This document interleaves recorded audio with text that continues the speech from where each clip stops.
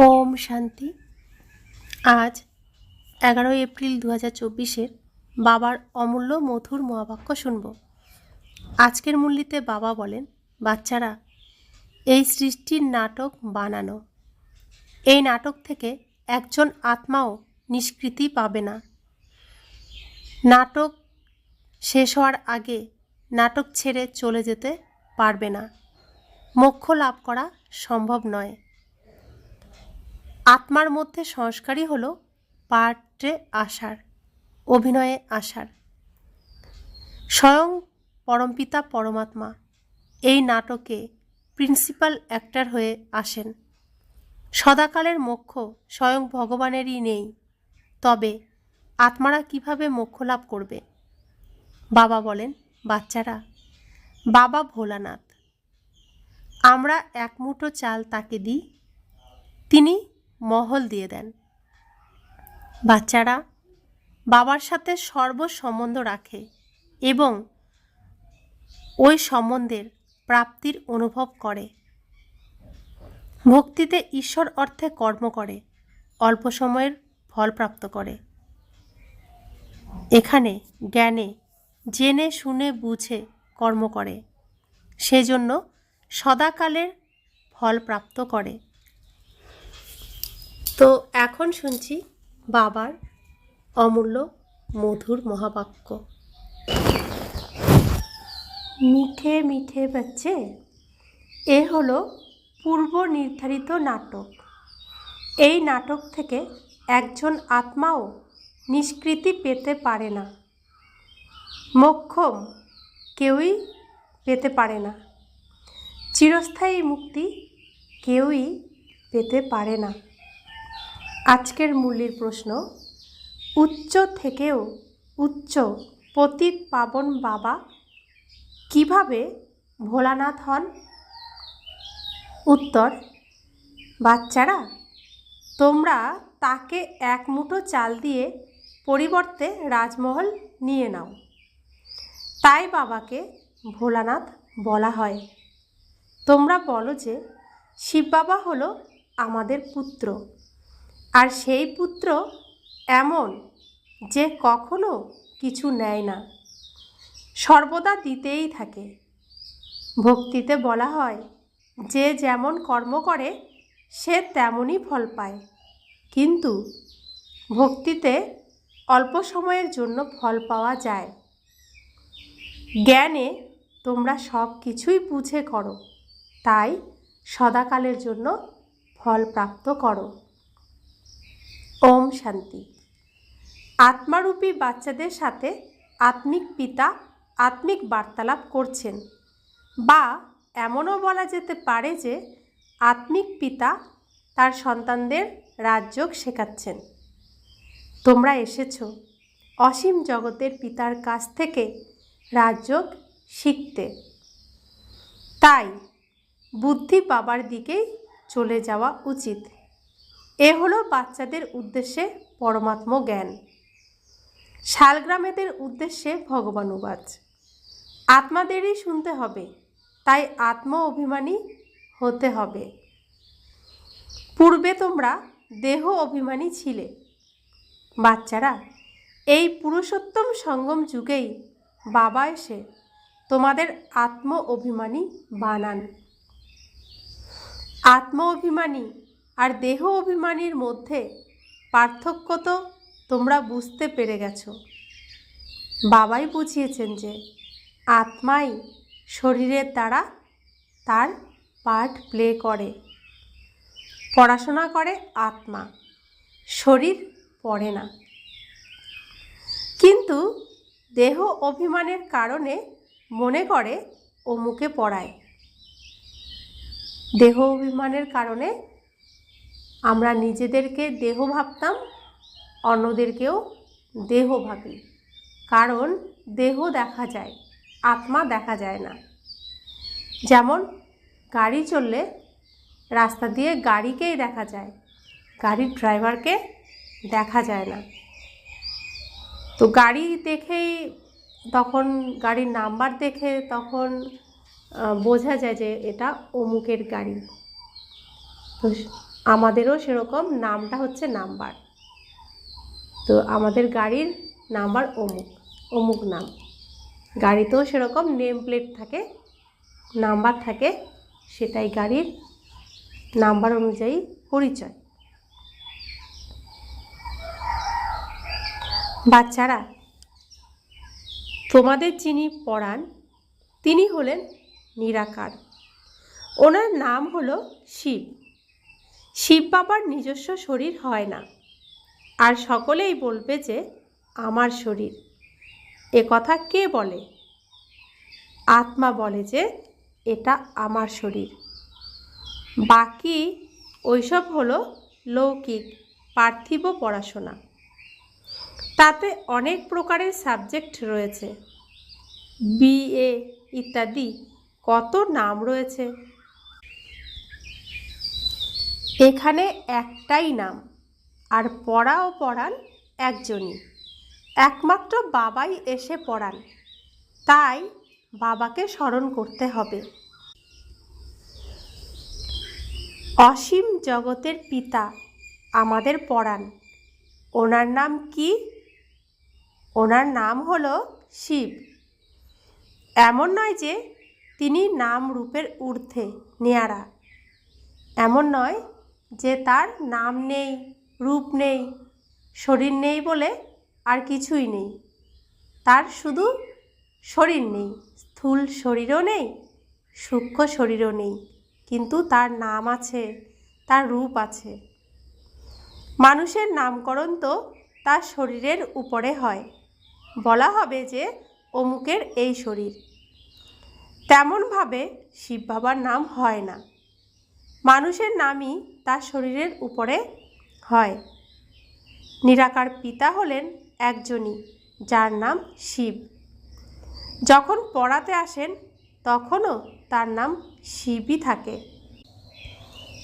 এই শরীর তো ওনার নয়, ব্রহ্মা বাবার শরীর। যে শরীর ভগবান পৃথিবীতে পার্ট প্লে করার জন্য ব্যবহার করেছেন, শ্রীকৃষ্ণের অন্তিম জন্মের শরীর, সেই শরীর শিব বাবার নয়। ভগবান একজনই, 10 থেকে 12 জন নয়। উনি হলেন এক, কিন্তু মানুষ ওনার 24 অবতারের কথা বলে। বাবা বলেন আমাকে নানান জায়গায় রেখে দিয়েছে। পরমাত্মাকে মাটির বাসনের ভাঙ্গা টুকরোতে, পাথরের টুকরোতে, সবের মধ্যে রয়েছে বলেছে সব কিছুর মধ্যে পরমাত্মা রয়েছে, সর্বত্র বিরাজমান। যেমন ভক্তি মার্গে তোমরা বিভ্রান্ত হয়ে ঘুরেছ, তেমনি আমাকেও নানান স্থানে ফেলেছ। ড্রামা অনুসারে তার কথা বলার ভঙ্গি কত শীতল। তিনি বোঝান যে তোমরা সকলে আমার কত অপকার করেছ, আমার কত গ্লানি করেছ। মানুষ বলে আমরা নিষ্কাম সেবা করি, আর বাবা বলেন আমি ছাড়া আর কেউই নিষ্কাম সেবা করতে পারে না, আর যে করতে পারে সে অবশ্যই ফল পায়। এখন তোমরা ফল প্রাপ্ত করছো। গায়নও রয়েছে যে ভক্তির ফলও ভগবান দেবেন, কারণ ভগবান হলেন জ্ঞানের সাগর। ভক্তিতে অর্ধকল্প তোমরা অনেক কর্মকাণ্ড, অনেক উপাচার করে এসেছো।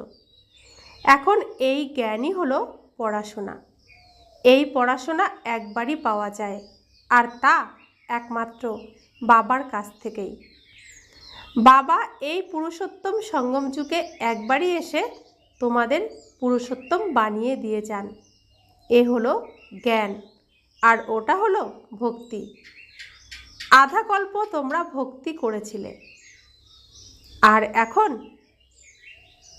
যারা ভক্তি করে না তাদের এই ভ্রম হয় যে কি জানি ভক্তি করিনি বলেই অমুকে মারা গেছে, অসুস্থ হয়ে পড়েছে, কিন্তু সেরকম কিছু হয় না। অনেকে ভক্তি করে না, ঠিক আছে, কিন্তু এই সময় প্রায় প্রত্যেকেই শিক্ষিত, প্রত্যেকের মধ্যেই শরীর ভালো রাখার জ্ঞান আছে, নিজেকে ভালো রাখার চেষ্টায় তো সবাই ব্যস্ত। তাহলে শরীর কিসে ভালো থাকবে, কি খাবার খেলে ভালো থাকবে, কেমন পোশাক পরলে ভালো হবে, কি কি করলে শরীরের ভালো হবে, সবাই সতর্ক। সব জ্ঞান থাকা সত্ত্বেও তারপরও মানুষ অসুস্থ হয়ে পড়ছে, এত দুঃখী কেন? সব কিছু থাকা সত্ত্বেও মানুষ কত দুঃখী। বাবা বলেন, বাচ্চারা তোমরা ডেকে চলেছ যে বাবা এসো, এসে অপবিত্রদের পবিত্র করে সকলের সদ্গতি করো। তাই এখন আমি এসেছি। ভক্তি আলাদা, জ্ঞান আলাদা। ভক্তির জন্য আধা কল্প হয় রাত, জ্ঞানের জন্য আধা কল্প হয় দিন। রামরাজ্য আর রাবণ রাজ্য দুই অসীম, দুটিরই সময়সীমা সমান। যতটা রাত ততটাই দিন, যতটা দুঃখ ততটাই সুখ, যতটা ভক্তি ততটাই জ্ঞান। এই সময় মানুষ ভোগী হওয়ার জন্য দুনিয়ার জনসংখ্যা বৃদ্ধি অধিক মাত্রায় হয় আর আয়ুষ্কাল কম হয়। বৃদ্ধি যাতে অধিক মাত্রায় না হয় তার জন্য আবার ব্যবস্থাও করে। বাচ্চারা তোমরাই জানো যে এত বড় দুনিয়াকে কম করা এ তো একমাত্র বাবারই কাজ, ভগবানেরই কাজ। বাবা আসেনি কম করতে, আহ্বান করা হয় যে বাবা এসো, অধর্ম বিনাশ করো, অর্থাৎ সৃষ্টিকে রক্ষা করো, জনসংখ্যা কম করো। দুনিয়া তো জানেই না যে বাবা কত কম করে দেয়।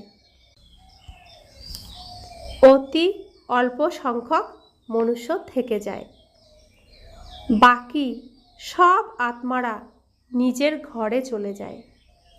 পুনরায় নম্বরের ক্রমানুসারে নিজের ভূমিকা পালন করতে আসে। নাটকে যার পাঠ যত দেরিতে থাকে সে ঘর থেকেও আসে তত দেরিতে। নিজের কাজকর্ম ইত্যাদি সম্পূর্ণ করে পরে আসে। নাটকের পাঠধারীরা কুশীলবরা নিজের কাজকর্ম করে, আবার সময় মতো এসে নাটকে নিজের পাঠ প্লে করতে চলে আসে।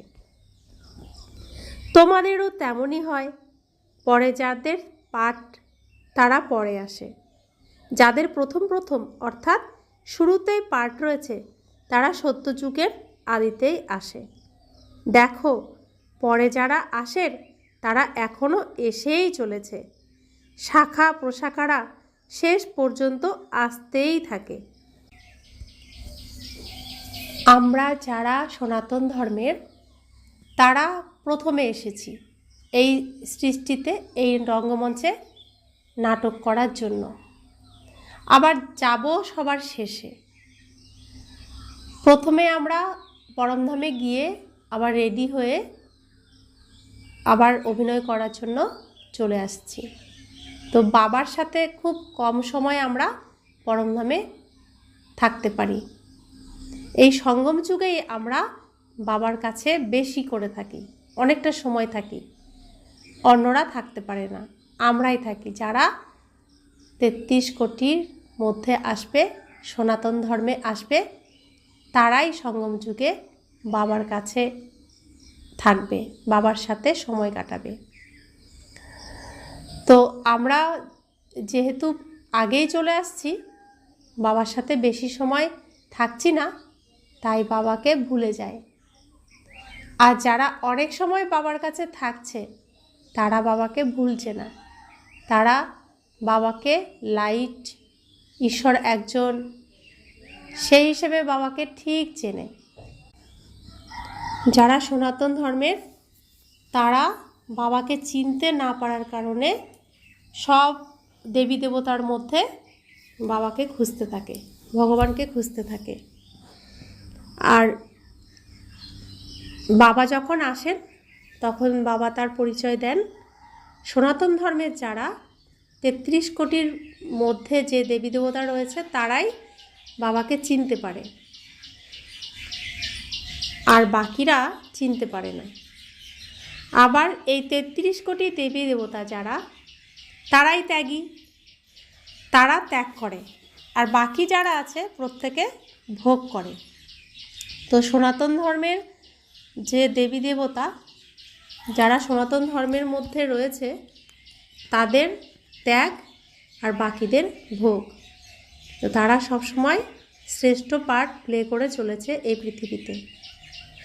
বাচ্চারা, এই সময়েই তোমাদের জ্ঞানের কথা বোঝানো হয়, আর প্রত্যুষে যখন স্মরণ করতে বসো সেটা হলো ড্রিল। আত্মাকে নিজের পিতাকে তো স্মরণ করতেই হবে, যোগ শব্দটিকে বাদ দাও, এতেই সবাই মুষড়ে পড়ে, বলে যে আমাদের যোগ লাগে না। বাবা বলেন, আরে বাবাকে তোমরা স্মরণ করতে পারো না, এটা কি ভালো কথা? স্মরণ না করলে পবিত্র হবে কিভাবে? বাবাই হলেন পতিত পাবন। বাবা এসে ড্রামার আদি মধ্য অন্তের রহস্য বোঝান। এ হলো ভ্যারাইটি ধর্মের আর ভ্যারাইটি মানুষের বৃক্ষ। সমগ্র সৃষ্টিতে যত মানুষ রয়েছে সবাই হলো পাঠধারী। কত কত মানুষ গণনা করা হয়, 1 বছরে এত কোটি জন্ম হয়ে যাবে, এত জায়গা কোথায়? তখন বাবা বলেন, আমি যখন আসি তখন লিমিটেড নম্বর করে থাকি। যখন সব আত্মারা উপর থেকে চলে আসে তখন আমাদের ঘর খালি হয়ে যায়, তখন পরমধাম খালি হয়ে যায়। বাকিরাও যারা থাকে তারাও চলে আসে, যারা লাস্টে একটা চরিত্র অভিনয় করবে তারাও চলে আসে। বৃক্ষ কখনো শুকায় না, এর বৃদ্ধি অব্যাহত থাকে। শেষে যখন কেউ ওখানে থাকবে না তখন সবাই ফিরে যাবে। নতুন দুনিয়ায় মানুষের সংখ্যা কত অল্প মাত্রায় ছিল, এখন কত অধিক সংখ্যক মানুষ। শরীর সকলের বদলে যায়, কিন্তু তারাও জন্ম সেখানেই নেবে যেখানে প্রতি কল্পে নেয়। এই ওয়ার্ল্ড ড্রামা কিভাবে চলে বাবা ব্যতীত আর কেউ তা বোঝাতে পারে না। বাচ্চারাও পুরুষার্থের নম্বর অনুসারে বোঝে। অসীম জগতের নাটক কত বড়, এ অনেক বোঝার মতো বিষয়। অসীম জগতের পিতা জ্ঞানের সাগর, বাকি আর সব হলো লিমিটেড। ওরা কিছু বেদশাস্ত্র ইত্যাদি লেখে, কিন্তু অনেক তো রচনা করতে পারবে না। তোমরা যদি লিখতে থাকো তবে শুরু থেকে নিয়ে কত লম্বা চওড়া গীতা হয়ে যাবে, আর সব ছাপানো হলে তো একটি বাড়ির থেকেও বড় গীতা তৈরি হয়ে যাবে। তাই মহিমাও করা হয়, সাগরকে কালি বানাও, আকাশকে কাগজ বানাও, সমস্ত গাছকে কলম বানাও, তবুও লিখে শেষ করা যাবে না। আবার এও বলা হয় যে পাখিরা সাগরকে গ্রাস করে ফেলেছিল। তোমরাই হলে পাখি, জ্ঞানের সমগ্র সাগরকেই পান করে নিচ্ছ। তোমরা এখন ব্রাহ্মণ হয়েছ, এখন তোমরা জ্ঞান প্রাপ্ত করছো। জ্ঞানের দ্বারা সব কিছু জেনে গেছো। প্রতি কল্পেই তোমরা এখানে পঠন পাঠন করো, তাতে কিছু কম বেশি হয় না। যে যতটা পুরুষার্থ করে তার ততটাই প্রারব্ধ তৈরি হয়। প্রত্যেকেই বুঝতে পারে যে আমরা কতটা পুরুষার্থ করে কীরকম পথ প্রাপ্ত করার উপযুক্ত হয়েছি। স্কুলেও নম্বরের ক্রমানুসারে পরীক্ষায় উত্তীর্ণ হয়। সূর্যবংশীয় চন্দ্রবংশীয় দুই হয়। যারা উত্তীর্ণ হতে পারে না তারা চন্দ্রবংশীয়, কেউ জানে না যে রামের হাতে বাণ, তীর, ধনুক কেন দেখানো হয়েছে। মারামারির বা হিংসার এক হিস্ট্রি তৈরি করে দিয়েছে। এই সময়েই মারামারি হয়। তোমরা জানো যে যেমন কর্ম করে সে তেমনই ফল পায়। যেমন কেউ যদি হাসপাতাল বানিয়ে দেয় তাহলে পরজন্মে তার আয়ু বৃদ্ধি পাবে আর সে সুস্বাস্থ্যের অধিকারী হবে। কেউ যদি ধর্মশালা, স্কুল তৈরি করে সেও আধাকল্প সুখ পাবে। বাচ্চারা যখন এখানে আসে তখন বাবা জিজ্ঞাসা করেন যে তোমাদের কয়টি সন্তান? তখন কেউ হয়তো বলে 3টি লৌকিক আর এক শিব বাবা, কারণ তিনি অবিনাশী উত্তরাধিকার দেন আর নিয়েও নেন, হিসাব রয়েছে। বস্তুত তিনি কিছুই নেন না, তিনি তো দাতা। এক মুঠো চাল দিয়ে তোমরা মহল নিয়ে নাও, তাই তিনি ভোলানাথ। তিনি হলেন পতিত পাবন জ্ঞানের সাগর। আমরা এই পৃথিবীতে আসার সময় তার কাছ থেকে এখানে অভিনয় করার জায়গা, থাকার ঘর, পড়ার জন্য পোশাক আশাক, খাবার জন্য যা আমাদের প্রয়োজন সব কিছু তার কাছ থেকে নিয়ে এসেছি। এখন আবার ঘরে ফিরব, তো তার জিনিসই তার কাছে রাখছি, তার ব্যাংকে জমা রাখছি। তিনি আবার এতই তিনি ভোলাবালা বাবা, আমরা যদি একটা কিছু রাখি তিনি তার পরিবর্তে 100টা ফেরত দেন।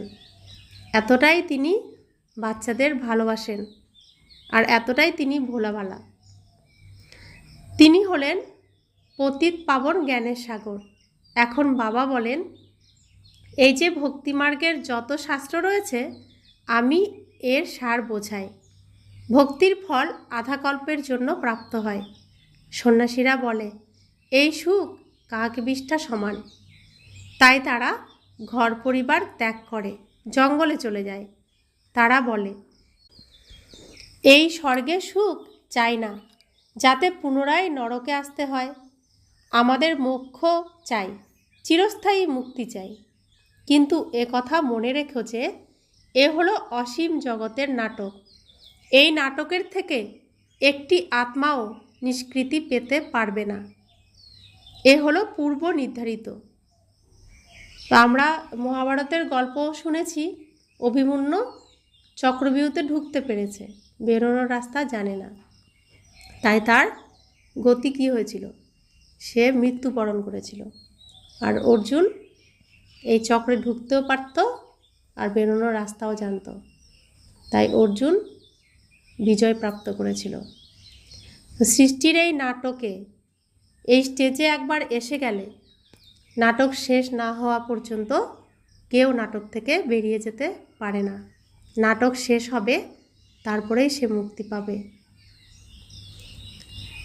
এ হলো পূর্ব নির্ধারিত। তাই তো বলা হয়ে থাকে যা পূর্ব রচিত সেটাই আবার তৈরি হচ্ছে।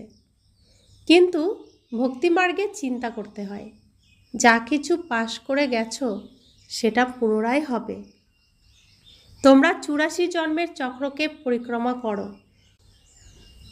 এই পরিক্রমণ কখনো বন্ধ হয় না। এ হলো পূর্ব নির্ধারিত।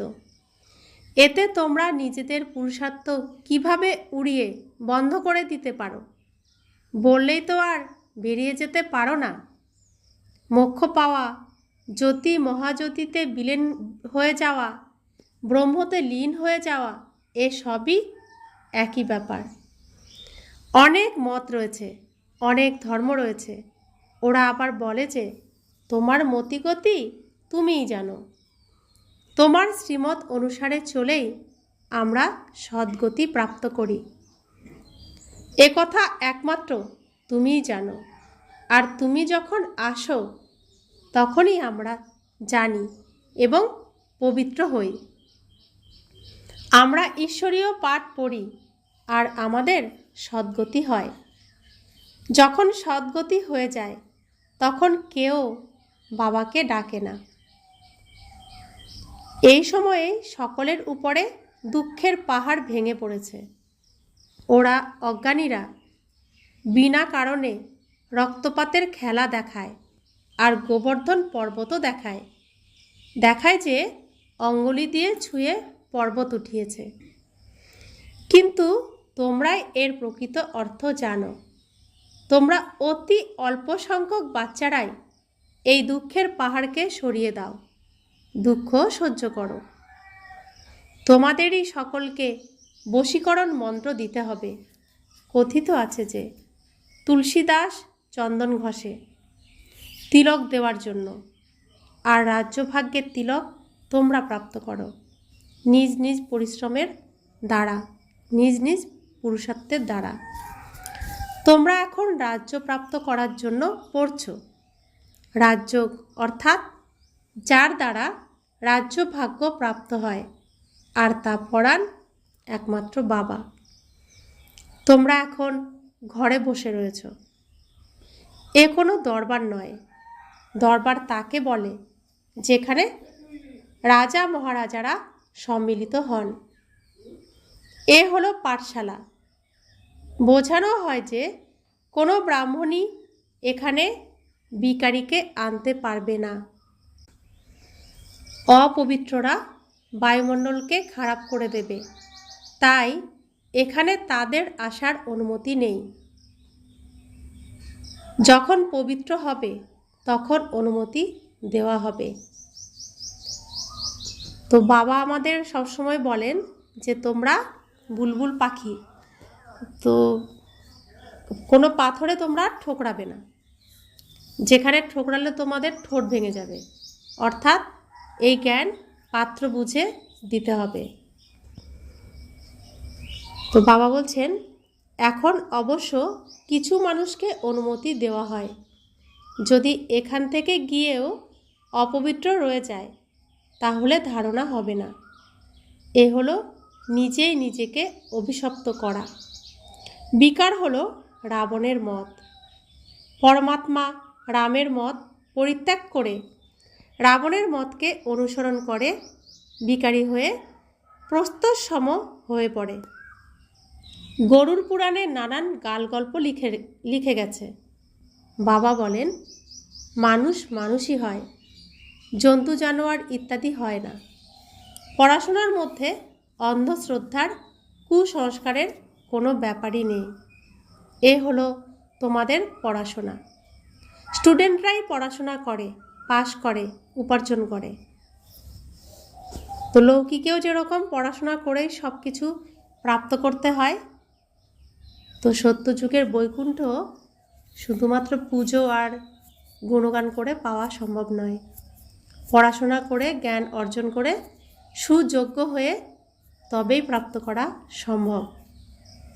अच्छा, मीठे मीठे सिखिले दे बच्चों प्रति माता पिता बाप दादा का याद प्यार और गुड मॉर्निंग। रूहानी बाप की रूहानी बच्चों को नमस्ते।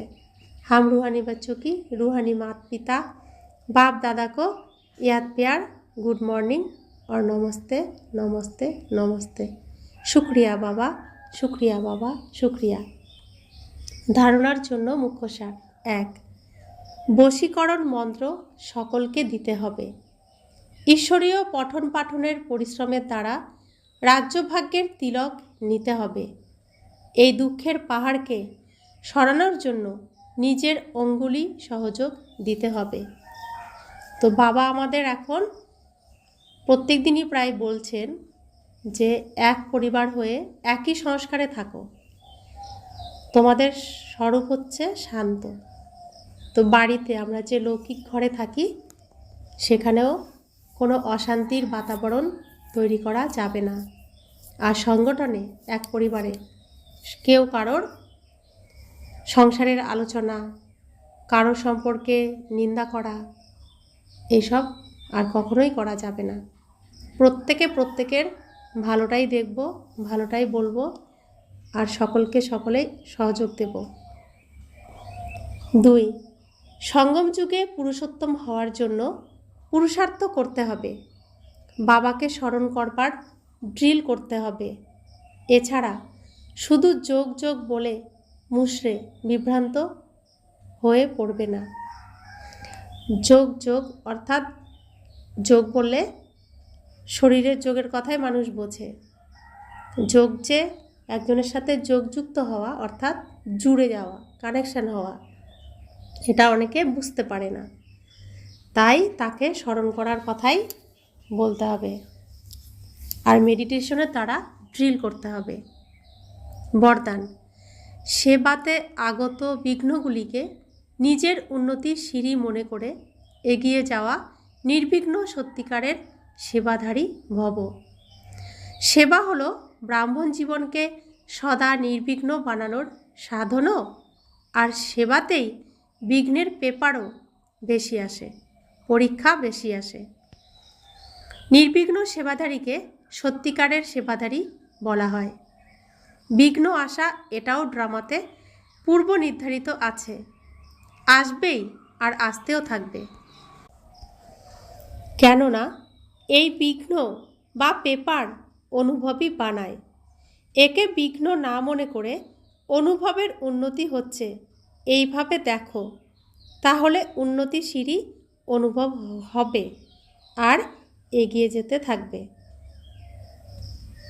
আমরা তো অনেক শাস্ত্র শুনেছি, তো সেখানে মুনি ঋষিরা যজ্ঞ রচনা করতেন, আর সেই যজ্ঞে অনেক বাধা আসতো, বিঘ্ন আসতো, তারপরও তারা সেই বিঘ্নকে উপেক্ষা করে সেই যজ্ঞ কমপ্লিট করত।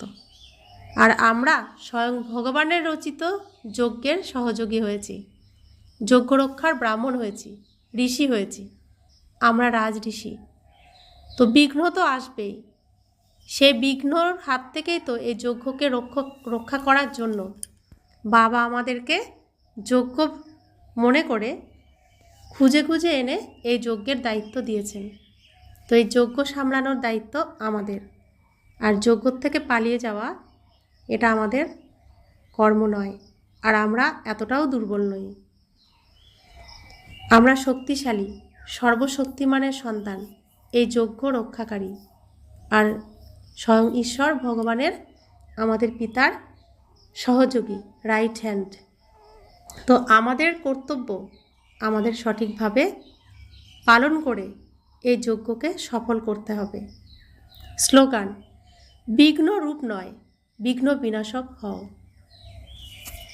ওম শান্তি।